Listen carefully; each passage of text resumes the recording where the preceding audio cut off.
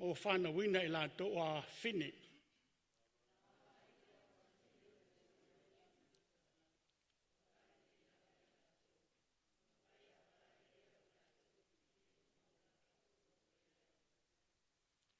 O whetala iane leo Iowa, e le whaavaun whina o loo nganga matangata. A wana o tangata I lātou, a o lātou asa se lauma le luas fulo tau sanga ia.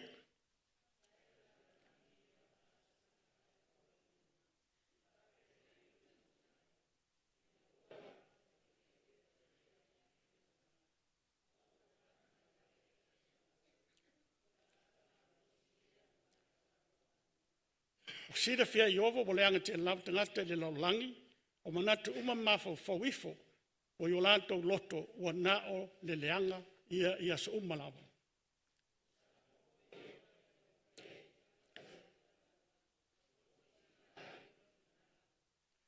O whetala iane leo Iowa, o te solo I se ina, I whunga ele tangata mna au whaia, o tangata manu e wha, ma mea fitolofi a tō manu whelelei, a wā o salamoin o whaia I lātou.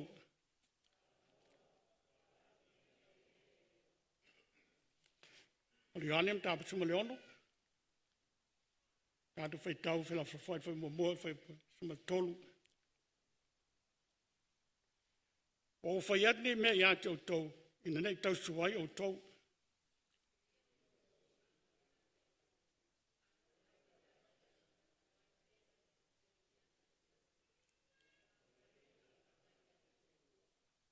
E whaia fwoi I lātou ia mea ia te o tau, a wā lātou te leilol te maa a tō maa.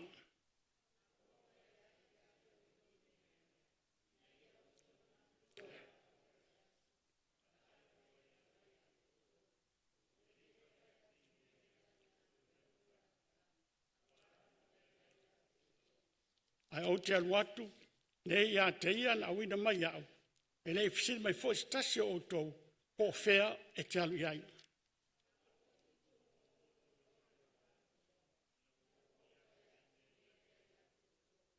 Ai pe tai iau, o le upo moni o te whetua ia te o tau, e au ngā ia te au pēa o alu ese, a wā a whaiu te le alu ese, e le mariu mai whao sani ia te o tau, ai a whaiu te alu, o te awina mai o ia te o tau.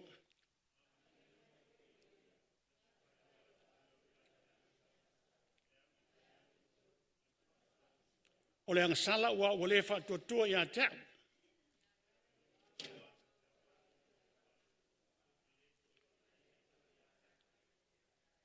O le whamasinonga ua o whamasinuina le li o le lolang nei.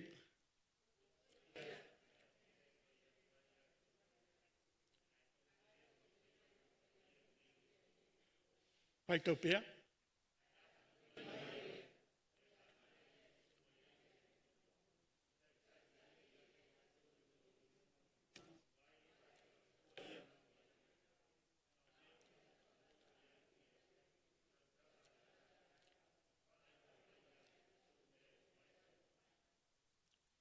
O le tūna al whea mo tātou le tai au le nei.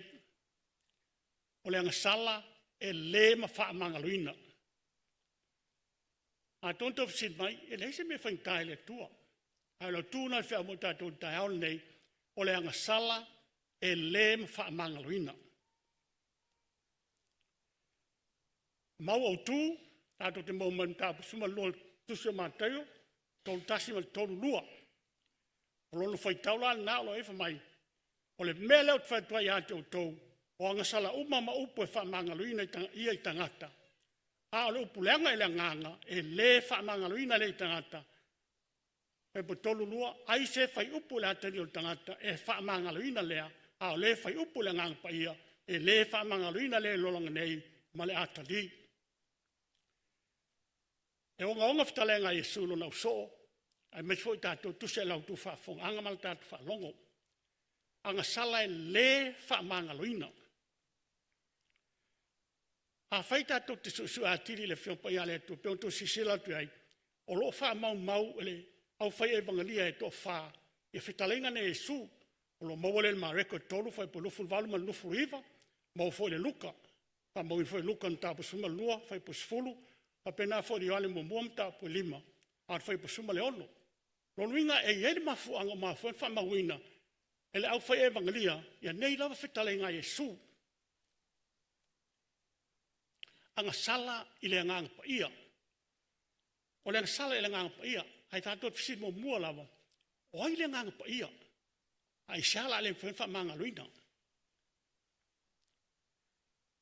I kenese mua tātou te mua ai, i whai upo e losua leo nam tā mua le kenese. Pai mai ona fetala iane leo le atua, i nā tātou whai eo tangata i lo tātou whatusa ia fōlinga ia i tātou, ia pule fo i lātou, ia i ale sami, ma manu whele lei, ma manu vai whā, ma le lau ele uma, a tō me fitolofi ma la, e fitolofi ile ele. O le fitalenga le Yesu le ai ngā tua, le tua le tamā, le tua le aloma, le tua le ngang pa ia, o mai e tātou whaia lea, le tangata i lo tātou whatusa. Ina uman whaile tangata a toa, ma le leimea uma. Pei tai a tātou on tāu pe tolu, o tusi o māteo, tātou whaitau ina i whai upo suma le ono ma suma le fitu. I le papti songa o Yesu, ina wanga sala tangata, o le ai ngā tua whontoe, o mai le lo langi nei pena, a whio mai le lo langi nei, ni Sauniga le wha o tanga lea, o tangata sala.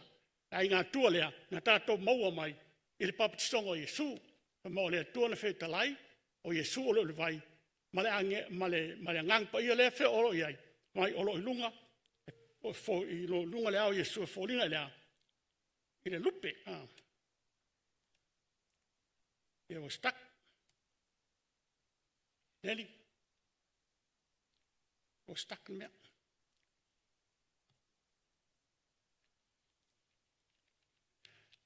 anga sala i le ngang pa ia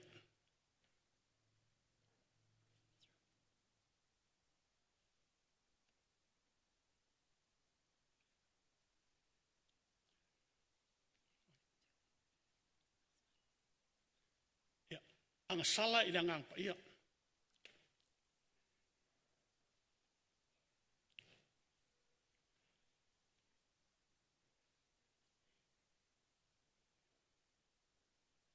O le ngaluenga le ngang pa ia. Ai sa fo le whenwha mga luina le tatuang sala i le ngang pa ia. Ma mai mta po suma leono tusu Ioani, fai po fitu.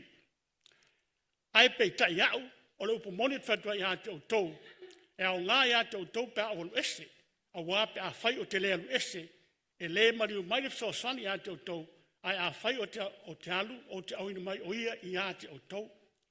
O le la tatu whapai i ngā luenga le ngang pa ia, e whai ia te oe mao mai tatu umalawa. O le forfalanga e suro na uso, o na la fio le langi.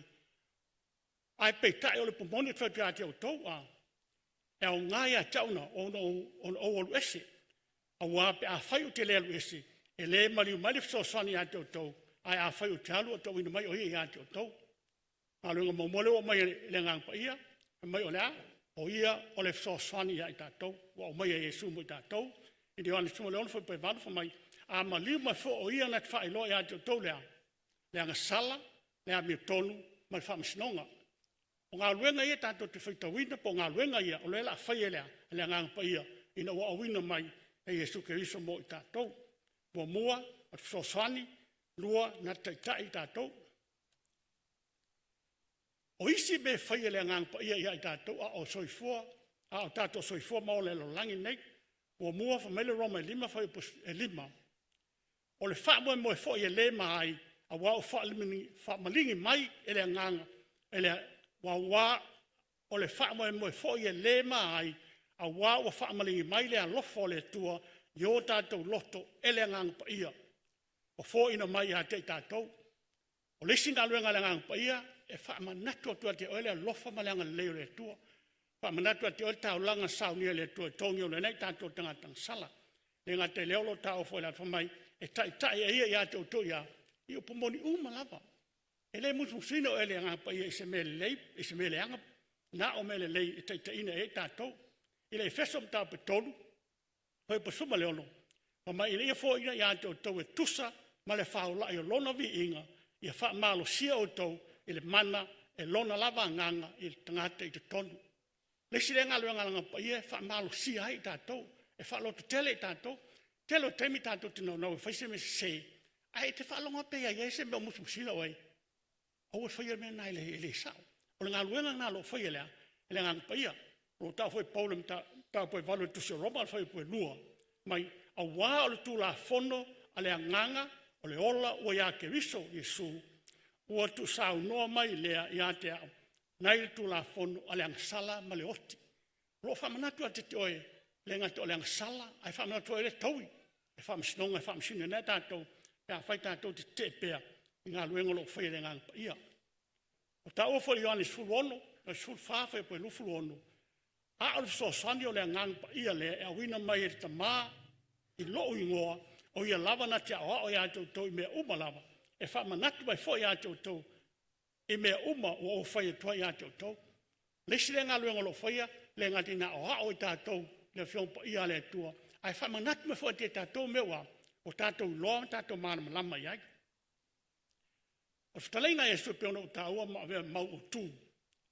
o le mele o whaitua ia tau o angasala uma ma upu e le e whamangaluina ia i tangata a o le upu langa i la ngangpa e le whamangaluina le i tangata toi ma whamautuina e su lana whetaleina e whai upa tosu ma lua o maifumatalanga le whetaleina e su ai se whai upu le atali o le tangata e whamangaluina lea a o le whai upu le ngangpa ia e le whamangaluina lea e le olanga nei ma le atali o le ngati an whetalai e su au toi whamautuina e su a whai tote whale tonu mai a te au whamangaluina o tau ai a whai tote anga sala i le ngangpa ia e le whamangaluina o tau o le anga sala i le ngangpa ia o le anga sala i le ngangpa ia e tau tātou no fauta me tau tau sila fia me tātou loa ina i oni o tātou pa o i an tūlanga lea o le anga sala i le ngangpa ia mo mua lava mo le whaati ngā e roa whamatala mai la apostolo Paulo tu si o fesam tā po whawhai po tau sifuru au o tau te whaati ngā i le ngangpa ia o le atua o wha mau whailonga inai o tau ia te ia se i ho o le aso ia e whaolai nai whaati ngā i le ngangpa ia o le ale winga le upu le whaati ngā matai whai tātu whaasol tūlanga lea o le ale winga le whaati ngā e se te whisau no whaati ngā i le ngangpa ia sako e se si tua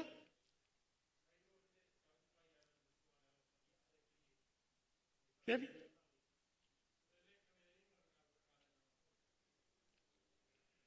Lo sit fia o le whaati ngā i le ngangpa ia I lo oa no ma fa ma la manati ai. O tātou uma o whai whanau. A whai te whai whato nunga loa tali. Pe whatolo le whata la sa whae kam kiki a. E wanga li hoko loa wa, lan me whai. A le kai o kongi se mea. O le mea ka whati ngā ma ia oe leo. O le ke whai whato nunga. E ke whiua whai ko ala e whai a mea ka miki ele kai kai a. Ia kai mi alingi. E ke whiua whai ko ala e whai penge ia lima ka miki ele. Le masingi a. O le mea ngol whati ngā. O le tau otu ele ngangpa ia te ole me tonu whai. Ala la wea. Te ea. Te. Ia. Ma mai la ia. Whamtalanga la apostolo. Au atu te whati ngā ele ngangpa ia ole tua. O wha mau whai longa inai o tau. Ia te ia. Se i o le aso lea. O le ngaluenga nā le ngangpa ia lo whai i tātou. Wha mau wina i tātou. O oi o le atali ima la whino ai. Atali ima la whino le tua. Ele ngate lea lo na lua whamai a. Te ea.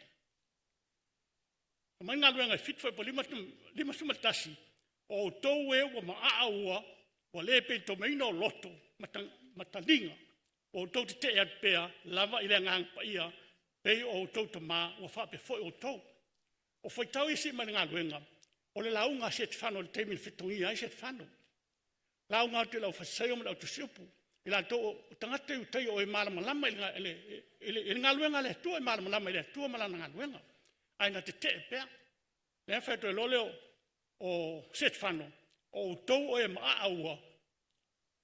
O ole pe to mino o tau loto. Matalinga. O tau te te pea. Lava i la ngangpa ia. Pe o tau tama. O le tulanga nai o le tangata te te pea. Tangata o mana malama. O i loa le upamoni. Ai te te pea. O le si lea. Anga sale le ngangpa ia. O le tinheia. E ele mauna o lo misi nā. Se liwa lau tuspa ia na whaito mera le mauna. O le momo te salo niam ta pa lima whai pasuma le iwa. Whai lau tuspa ia, momo te salo nia, ma ta pa lima whai pasuma le iwa. Se feitau le tele malal mauna.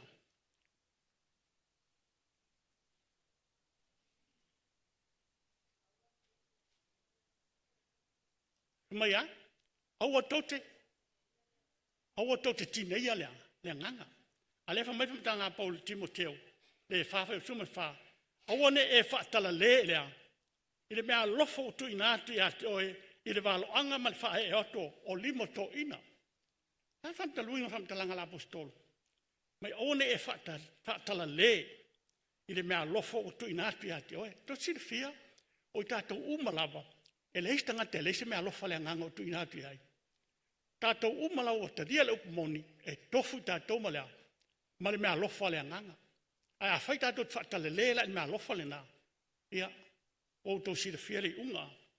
Mai awa tato fa tala le la le mea lofa tu inatu. Ele nganga ya i tato. Il ke nese le tolun tato fai tawina. Mai ona fetala yane leo yova e le fa vavauna. Ona fina o loo nganga mtangata. A wa o na o tangata lava i lato. A o lato wasa salau rosfu. Tau sanga ia. Ia no salo ana lo miltus pa il temine. Ele te wa pe salau rosfu. A pe ngat fitus tau sanga. Ia o se asa fo i hau tangata et fitus futua. Ai fa mai e le fa vavaun fina o loo nganga mala. Mali tangata. Aua, le anga sala ile anga pa ia. Me mo mua ai taun tato mo me lo fa longo. No fu lalo fa longo. Po le ale, me lo musu le anga pa ia ya ti tato. Pa mai ole me lea, pe on feta lai mai ile anga pa ia. Ole aso nei aua tut fa longo. Ai ilona si fonga. Ole aso nei a fai tut fa longo ilona si fonga. Aua tut fa ma ai o to loto. Pe on fa nono. Ile aso na fa osu sinai de bao. A o musu suina i tātou le ngang i o le tua. A wani o tātua. Whaangaloina ai a tātou talia. Mo mua, talia le ngā luenga o lo whaia pē le ngang i le aso ma le aso. Musu suina o le ngang i ina i a whaia lon whinalo. Lua, a wani i eisiang sala e le whaangaloina. O siang sala e le salamoina. Mai a wani i eisiang sala e le salamoina. Tolu, talia le tongi olan Sauniga Yesu Kristo. O lo musuinai oe ele ngang ia ele aso ma le aso. Fa o lo tolo poina pelea o le musumusunga ale ngang ia te oe mau mai tata umala. O le te ena peo le ngang ia le alafa mai fam talanga no fa nga tupu le tol suolo su lima ma suma le ono. Wo ina tupu to sao yova i lona nu. Wo ina le aisia. Wo le aisia fafo. Wo le aisia me te faya a wa o to sa pe yo i lona nu. O le mena o le tangatea e te ena pelea ngā luenga ale ngang pa ia. O ila tau nena te ena le ngang pa ia o tātou mautinoa lawa. Pai mai o Farao, lo tu sele le sotom tau pai walu fai pai lima. He rota le luka lufu fa, walu man fai pai iwa. Saulo, tau mua, suluono ma sulfa o tusio Samuelu. Samuel mua suluono ma sulfa.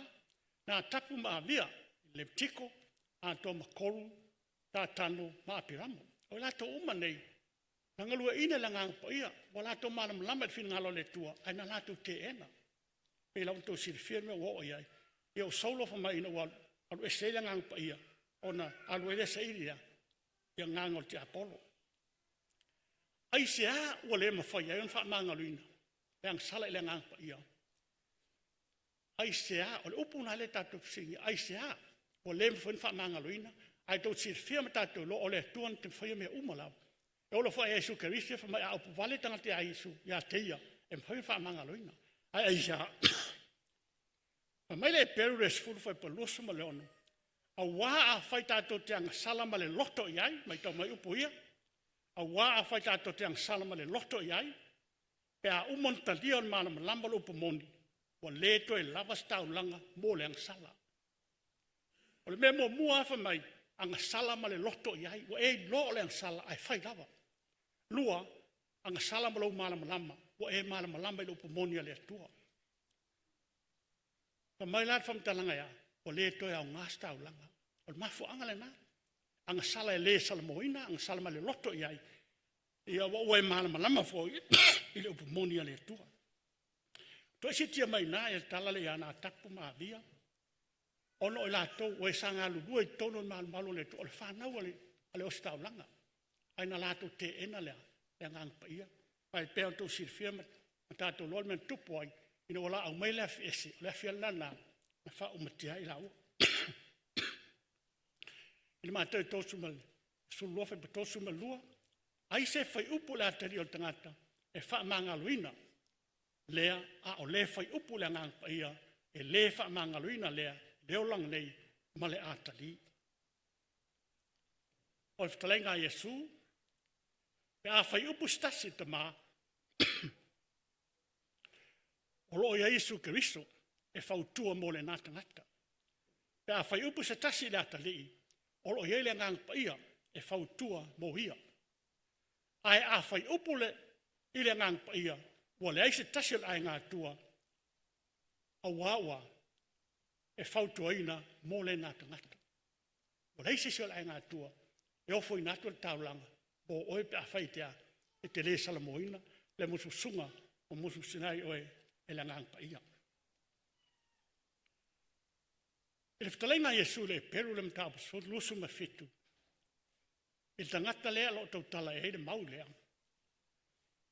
Na o le whaatali, ma le matau tele, i le whaasala ma le toa sā, e mumu e sunuai, ye te te pea, o ye te te adu pea. O le mele nā, po le umana e o il tangata ea, e te te pea i musunga le ngang pa ia. Pa mai, na o le whaatali ma le matau tele, i le whaasala ma le toa sā, e mumu e sunuai, ye o te te atu. O le mena e tupu tangata, pe ana te ena pea, le ngang pa ia. O le tai ngā Yesu, ai ot, ai se fai upu le atali o le tangata, e wha mangaluina lea, a le fai upu le ngang pa ia, e le wha mangaluina lea, leo langa nei, male atali. O la talo le tai aole nei,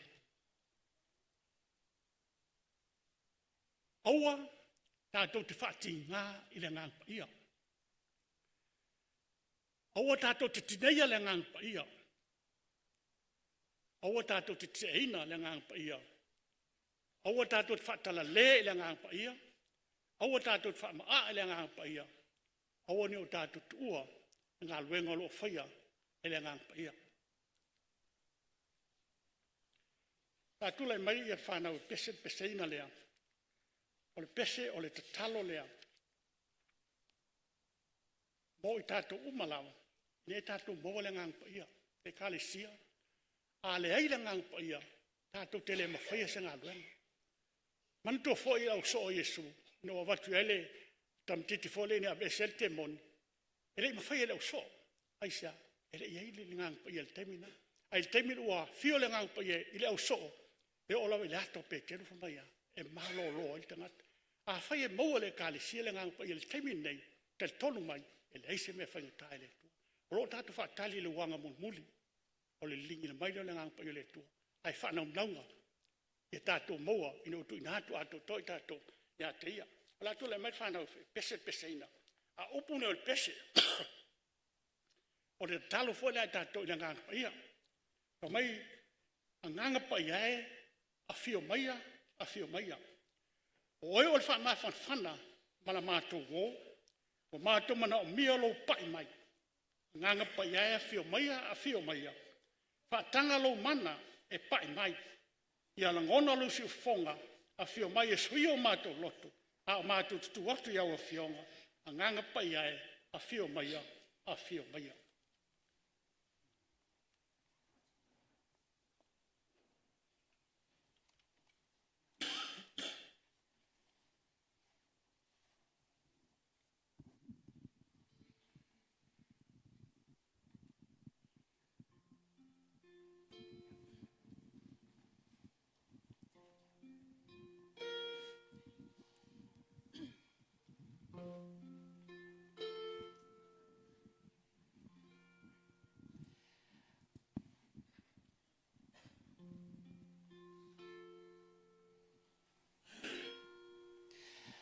Holy Spirit, rain